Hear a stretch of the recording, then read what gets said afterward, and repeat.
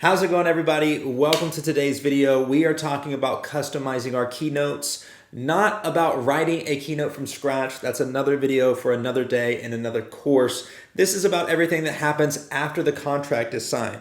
So contract was signed, you had logistic calls, they told you on that call what they want you to talk about, what problems they want you to solve. Now it's time to customize your core story and your core keynote to fit their needs and fix their problems. That makes sense? Should be pretty straightforward, right? The way that I do it is I try to look at the problems that we talked about on the keynote from their perspective. I'm trying to put myself in their shoes to have empathy from them. And I put myself in the audience to think about what I would like to hear if I was the audience. Here's an example for you. When I'm speaking in schools, I try to think like a student. I try to remember what it was like to be a student sitting out in the audience looking at this adult on stage thinking there's no way he's going to relate to what I got going on in my life. Times have changed, right? Thinking here goes another one of those pointless, boring, anti-bully, believe in yourself, if I can do it, you can do it too speakers. So what I have done over the years is I have asked them, how many of y'all were thinking something like that when you walked in here today? Oh, hands go up. They're like, oh, he knew it. Because I put myself in their shoes, so I'm thinking like them, and then I voice that to them to see if I'm right or if I'm wrong. Sometimes I ask questions, a couple hands go up. I'm like, okay, maybe that's not exactly what they're thinking. I have discussions afterwards. This is where breakouts and stuff like that become really powerful. Getting to know your core audience is key for this. The better you get to know them, the easier customizing your keynote will be. It'll get to the point where you know what's good for them better than even the adults that might be booking you or the event planner or whoever it is. It's like, nah, I've spoken to this audience before. I know what they want to hear. But that comes with time. If you're a new speaker, you can't really do that yet. You're going to have to visualize and put yourself in their position. You've been in school before. If you're speaking in schools, you know what it's like to be a student. If you're speaking to business owners, you are a business owner. You know what it feels like to be a business owner. It depends on who you're speaking for, but my guess is if you're speaking in a certain niche, you're speaking in that lane for a reason because you know what it feels like to be them, or you have some answers for them and you're trying to help them not feel the way that you felt before. So you know the feelings. We as human beings relate to each other through our feelings. Put yourself in that position, feel those emotions, and think, what do I need someone to say and how do I need that person to say it? And I want you to go down each pain point that you went over during the logistics call one by one and feel it. I want you to really feel it and think, how do I need this explained to me in the most simplest way possible? If you've really mastered your craft and you know your story and you know what you're teaching, then you should be able to explain it to a 5-year-old. If you have kids and what you're talking about is appropriate enough to talk to them, I actually highly recommend that. Sounds silly, but it really works. If you can explain it to a 5-year-old or a 9-year-old, then you can definitely explain it to a 45-year-old or whoever it is that you're talking to. So what I do is I write down the 5 challenges, the things that they want me to speak about, the 5 problems they want me to solve. I put it on a whiteboard. And what I do is I think about it. I put myself in the audience's position. I feel it. I ask myself, what would I like to hear? How would I like to hear it? And then I write a rough draft. It's usually about 10 minutes long for each thing. So that's about 50-minute keynote right there. And what I do is I try to trim each 10-minute module down to 5 minutes. So that way it's about 25 minutes worth of me talking about what they asked me to talk about. The other 20 minutes, if I have a 45-minute keynote, is for me to tell my core story.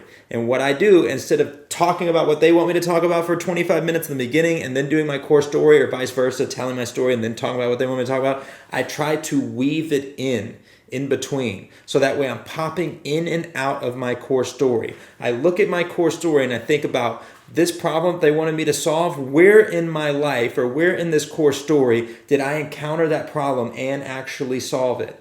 And so that's the moment when I step out and teach from outside of my story from another perspective. That's what makes it educational at the same time as informational, because you want to motivate people to do something, but you also have to tell them what to do. And a lot of speakers, they master one or the other. They're very motivating and they're yelling at the audience and everybody's hyped up, but when they leave, they're like, I'm hyped up and I want to do something, but I don't know what to do, right? And then some people just teach, but they're very boring when they teach. So people are like, I have the information, but I have no drive to do it. A great speaker is somebody who does both of those things at the same time. So you have to keep that in mind. So you do this for each and every pain and problem that they have. And the best part about this method is you get more content. And the best part about this process is the more people you work for that have different problems that you solve, because you're a professional problem solver now, the more content you have. Your biggest problem will be what my biggest problem is right now, which is I actually have too much that I want to say and not enough time to say it. I was at a school recently where they had testing and they were like, Jared, you can do Q&A as long as you want to. They got 4 hours before they leave school. Those kids stayed in there and asked me questions until the bell rang and they were out of school. I spoke for 4 hours on stage and I didn't run out of anything to say because I've been doing this process for a really long time. Anything they could ask me to speak about, I have multiple 5-minute modules, tons of stories, and every single engagement becomes another story for the next stage. Everywhere you go, every event that you go to, you are a speaker everywhere. I want you to remember that. On a phone call with your mom, you are a speaker. Test some stuff out with them. I do it with my boys all the time. I'll call you, if you're my friend and I call you up randomly and we just start talking, it's a deep conversation.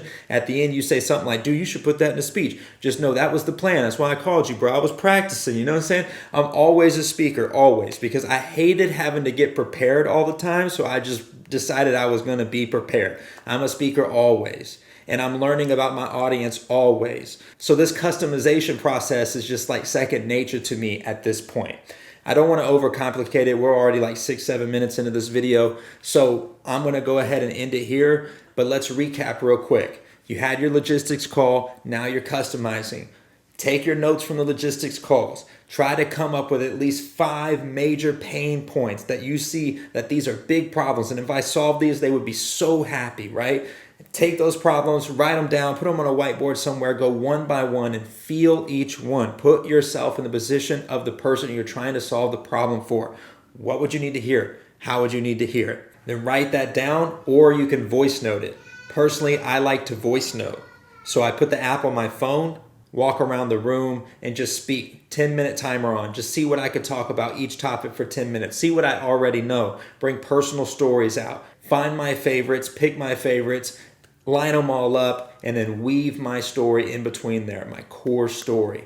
Pop in and out at the perfect point, create the keynote slides accordingly, and you are done. You are customized. You have this brand new keynote that's not so new. It's what you already knew. It was already in here. You just had to bring it out through this process, and your core story's still there. So your branding is still there. Everything's still on point. You got a brand new customized keynote, and it looks amazing.